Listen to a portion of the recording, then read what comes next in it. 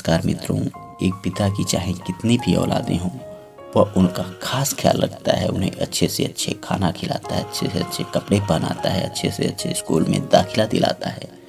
लेकिन वही पिता जब बूढ़ा हो जाता है तो वही औलादें उसकी ज़रूरतें तक पूरा नहीं करती। उसे तमाम तरह की पीड़ा सहनी पड़ती है। इसलिए मित्रों, आज मैं आपको जो कहानी सुनाने जा रहा हूँ उसे ध्यानपूर्वक सुनिएगा और कोशिश करिएगा यदि समय मिल सके तो इस कहानी को अपने बेटे को भी सुनाएं, ताकि आने वाले समय में आपको उस तमाम तरह की पीड़ा से ये औलादें आपको बचा सके। मित्रों, एक समय की बात है। एक पिता के दो बेटे थे और दोनों ही बहुत ही मेहनती थे। वह पिता भी बहुत मेहनत मजदूरी करता था, तमाम लोगों के काम करता था और जो पैसे मिलते उससे अपने बेटों की जो भी ज़रूरतें होती थी वो पूरा करता था। और उन्हें कभी उसकी माँ की कमी खलने नहीं दी, क्योंकि बचपन में ही उसकी माँ गुजर गई थी। धीरे धीरे ये बच्चे बड़े हुए और अपना नौकरी व्यापार में लग गए। वे अपने पिता को उतना ज़्यादा महत्व नहीं देते थे, उतना ज़्यादा टाइम नहीं देते थे, उनके साथ बैठ के 2 मिनट बातें भी नहीं करते थे। एक समय की बात है, जब वह पिता बाजार जा रहा था तो रास्ते में उसे जख्मी हालात में एक बंदर मिल गया। वह उसे तत्काल उठाया और ले जाकर उसे डॉक्टर के पास उसका इलाज कराया, उसका मलहम पट्टी कराया और उसे लेकर अपने घर लौट आया। अब वह बंदर उस पिता के साथ रहने लगा था। अब परिवार में 4 लोग रहते थे, दोनों बेटे और पिता और उसके साथ यह छोटा सा बंदर। बंदर उसकी हर समय आगे पीछे लगा रहता था। धीरे धीरे पिता बूढ़े हो गए। उन्होंने अपने दोनों बेटों की शादियां कर ली। दोनों बेटों की शादियों के बाद से उन्हें अब यह घर छोटा लगने लगा था। वे नहीं चाहते थे कि उसके पिता उसके कामों में दखलंदाजी करें, उन्हें रोकें, तमाम तरह के काम करने के लिए उन्हें घूमने फिरने से रोकें। इसलिए वे अपने पिता के पास आए और दोनों बेटे कहने लगे कि पिताजी, आपकी उम्र बहुत ज़्यादा हो चुकी है और आपको घूमने फिरने रहने में भी तकलीफ़ होती है। यदि आप कहें तो हम लोग आपको ले चल के ओल्ड एज होम यानी वृद्धाश्रम में डाल देते हैं। वहाँ आपके उम्र के बहुत सारे लोग रहते हैं, आप उनके साथ हंसी खुशी रह सकते हैं। पिता को अपने बेटों की मंशा साफ नज़र आ गई। उन्होंने कहा, नहीं बेटा, आप लोगों को तकलीफ सहने की कोई ज़रूरत नहीं है, आप लोग खुश रहिए, मैं खुद ही इस घर को छोड़ के चला जा रहा हूँ। इस प्रकार से वह पिता अपने बंदर को लेकर उस घर को छोड़कर चले गए। दोनों बेटे बहुत ही खुश थे, उन्हें आज़ादी मिल गई थी, उन्हें रोकने वाला कोई नहीं था। लेकिन अब यह पिता घर से तो निकल गए थे, लेकिन जाते तो जाते कहाँ।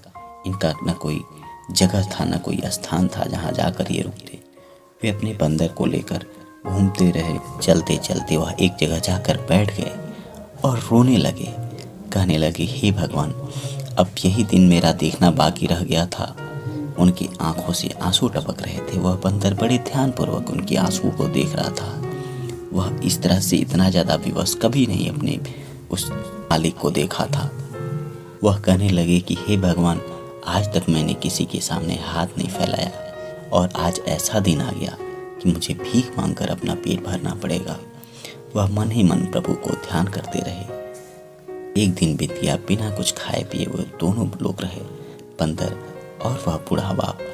अगले दिन जब वह उस चौराहे पर बैठे थे तो वह बंदर उछल कूद करता हुआ इधर उधर कूदने लगा, भागने लगा। उसे देखकर लोग वहाँ एकत्रित होने लगे और लोग उसके करतब को देखने लगे। वहाँ पर 2-4 रुपए फेंक देते थे। इस तरह से शाम तक उन लोगों के पास खाने पीने के लिए कुछ रुपए इकट्ठा हो गए और दोनों कुछ पैसे से कुछ खा पी कर आराम से वह रात्रि गुजारे। तो रोज का यही काम हो गया था। वह बंदर अपना कर्तव्य दिखाता और लोग उसे पैसे दे देते और उन पैसों से इस बूढ़े बाप का और उस बंदर का पेट भर जाता था। ऐसे उनके खाने पीने का तो व्यवस्था हो गया था, लेकिन रहने का कोई व्यवस्था नहीं था। वह कहीं भी चौराहे के किनारे ही लेट जाते और अपना रात बिता देते थे। एक बार की बात है, उस शहर में एक बहुत बड़ा सर्कस का मेला आया और उस सर्कस में बहुत ही बड़े बड़े तब दिखाने वाले जानवर थे। एक दिन उस सर्कस का मालिक चौराहे से गुजर रहा था और वहाँ उसने इस बंदर को देखा, करतब दिखाते हुए इसके इतने अच्छे अच्छे कलाओं को देखा। तो वह मोहित हो गया और वह उस बूढ़े बाप के पास जाकर बोला कि क्या ये बंदर आपका है? तो उसने कहा, हाँ मेरा बंदर है, और यही तो मेरे आंधे आँखों का सहारा है, यही तो मेरा रोजी रोटी है। सर्कस का मालिक बहुत ही दयालु था। वह कहने लगा, यदि आप चाहें तो इस बंदर को मुझे दे दीजिए और आप भी मेरे साथ आ जाइए। मेरा सर्कस का बहुत ही बड़ा बिजनेस है और मैं जगह जगह जाकर सर्कस दिखाता हूँ और बहुत सारे रुपए पैसे मिलते हैं। यदि आप आ जाएंगे तो आपको रहने खाने का कोई दिक्कत नहीं होगा। आपको इसके बदले में आपको पर्याप्त पैसा भी देता रहूँगा और रहने का जगह भी मिल जाएगा। हमारा सर्कस देश विदेश हर जगह जाता रहता है। बूढ़े बाप को बड़ी ही खुशी हुई कि उन्हें रहने का स्थान मिल जाएगा। उसने हाँ कह दी और वह उस सर्कस में शामिल हो गए। एक दिन की बात है, उस सर्कस को देखने इसके दोनों बेटे और उसकी पत्नियां भी आई हुई थीं। जब उस सर्कस के खेल में बंदर का खेल सामने आया और वह तमाम तरह की आए दिखाने लगा, सभी लोग मुग्ध हो गए, तालियां बजाने लगे। तब ये दोनों बेटों ने नोटिस किया, अरे ये तो वही बंदर है जो उसके पिता अपने घर में रखते थे। सर्कस का खेल खत्म होने के बाद से ये दोनों बेटे उस मालिक के पास गए और जाकर कहने लगे, अरे भाई यह तो बंदर मेरा है, तुम इसे कैसे ले लिए? वह मालिक बहुत ही ज़्यादा नाराज हुआ और कहा, तुम लोग निकल जाओ यहाँ से, तुम लोग इस बंदर के बारे में बात ही नहीं करो। वह पूछने लगे, क्या बात है? तो उस मालिक को ये बातें पहले से ही पता थी कि कैसे कैसे उस बूढ़े बाप को ये दोनों बेटे घर से बाहर निकाल दिए थे। वह इन्हें दुत्कारता हुआ भगा दिया और बोला कि तुम्हें शर्म आनी चाहिए, तुम्हें जाकर उस बूढ़े बाप से माफ़ी मांगनी चाहिए जिसने तुम्हें पढ़ा लिखा कर इतना काबिल बनाया और तुम लोगों ने मिलकर उस बूढ़े बाप को ही अपने घर से बाहर निकाल दिया। अब ये हमारे साथ रहेंगे और तुम लोगों के साथ कभी नहीं जाएंगे। ये दोनों बच्चे अपने बूढ़े बाप से भी मिलने गए। वहाँ उन्होंने देखा कि उनकी आंखें चली गई हैं और काफ़ी बूढ़े हो गए हैं।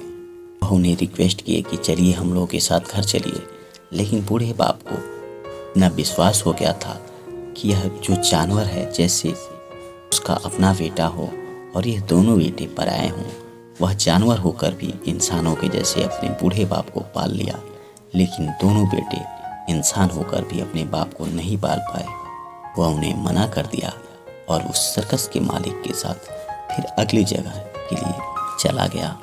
मित्रों, ये कहानी यहीं समाप्त हो जाती है, लेकिन हमें सोचने पर विवश कर देती है कि आखिर एक जानवर जो न बोल सकता है न चाल सकता है, वह हम लोगों के दुख दर्द को कितना अच्छी भली भांति जानता है। लेकिन वे औलादें जो सब कुछ कर सकती हैं, वो बुढ़ापा में अपने माँ बाप की सहारा नहीं बनती। अपने बच्चों को कुछ ऐसे संस्कार देने की आवश्यकता है जिससे कि बुढ़ापे की सहारा बन सके और हम लोगों का सेवा कर सके।